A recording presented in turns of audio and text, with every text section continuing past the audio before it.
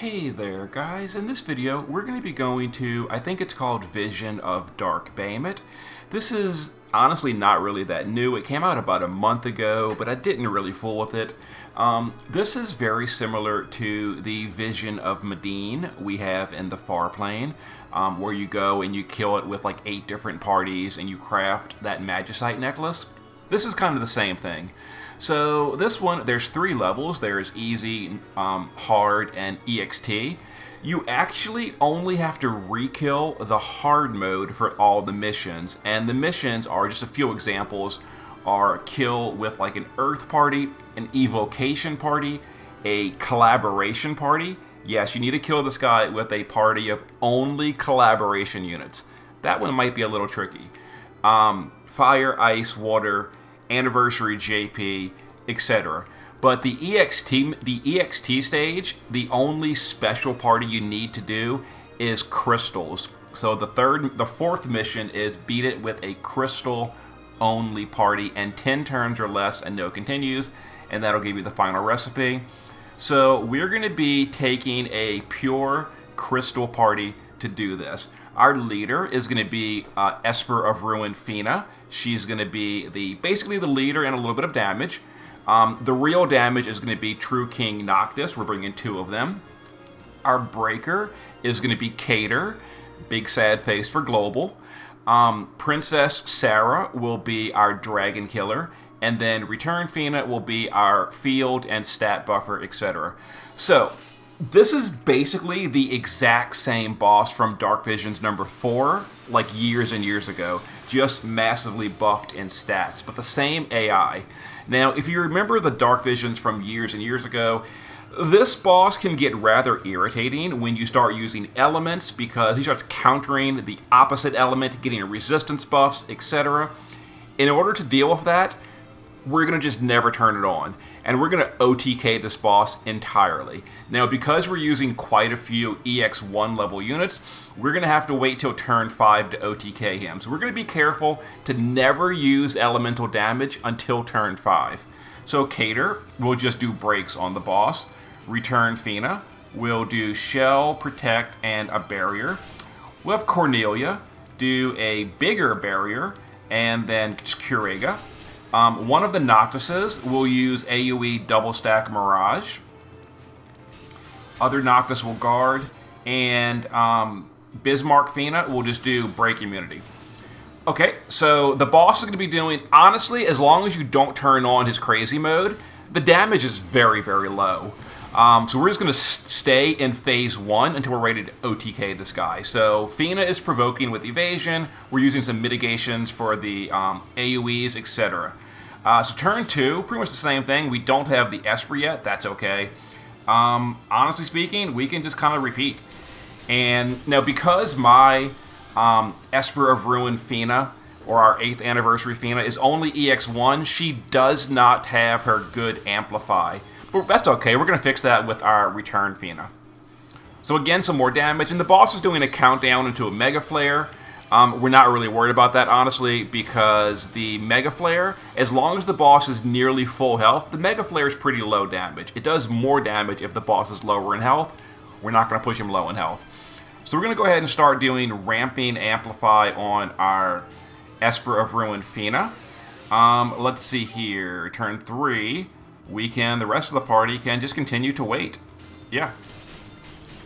We're just hanging out. We're not dealing elemental damage. Okay.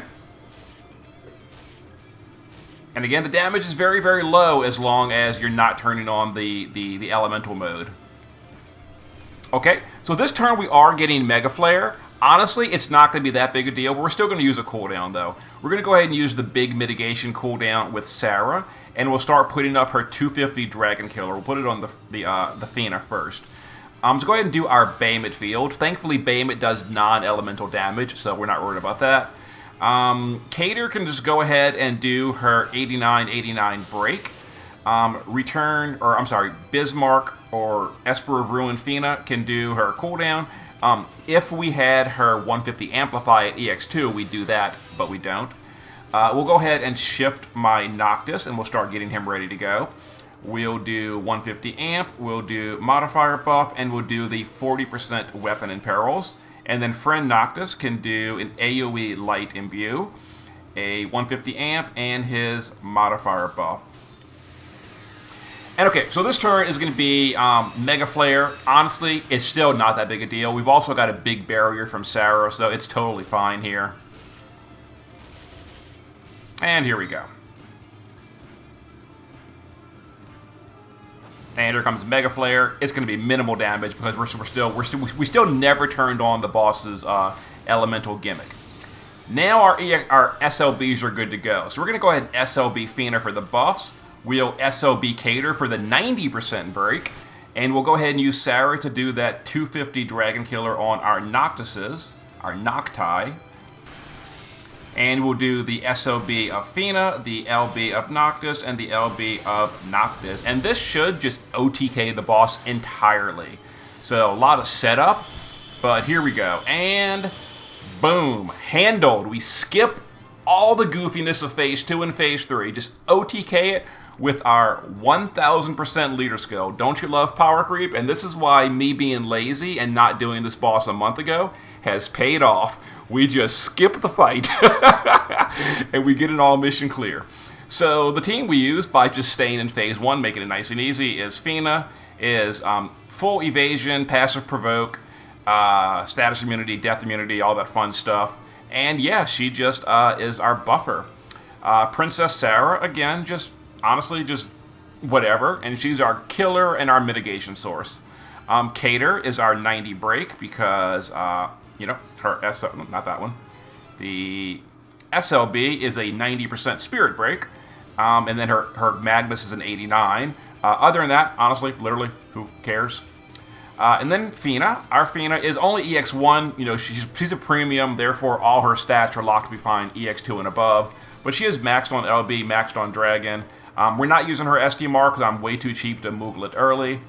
But there you go. And she's maxed on everything, so 14,000 attack power. Noctis, 18.5, maxed on everything. And there we go. And then the friend is EX3, so 19.7. And he's actually not maxed on Dragon Killer, but it's good enough. You know, Noctis' own card, etc. Anyway, there it is. So the EXT mode is done. Now we can go and refarm the hard mode, which is actually a lot easier than this one, with weaker teams. So, you know, Fire Team, Earth Team, Anniversary Team, Collaboration Team, Evocation Team, all that kind of stuff. And it should be no problem. I hope. But there it is. So, you know, EX3 friend, even though he wasn't maxed on killers, EX3 is a big deal. He definitely did the most. I did a decent amount. And then our EX1 Fina is, you know, very sad face. EX1 on premiums is just the worst. But there it is. We got the EXT mode clear and the all mission clear. And as far as what is this accessory, honestly, I don't even know. I know it has magic and spirit on it. I don't know what the passive abilities are. I'm sure they're good though. Anyway, I will now go and do hard mode, which is honestly a lot easier. Hard mode's relatively simple, and I'll just use other teams and get it done. Okay, see you in a bit.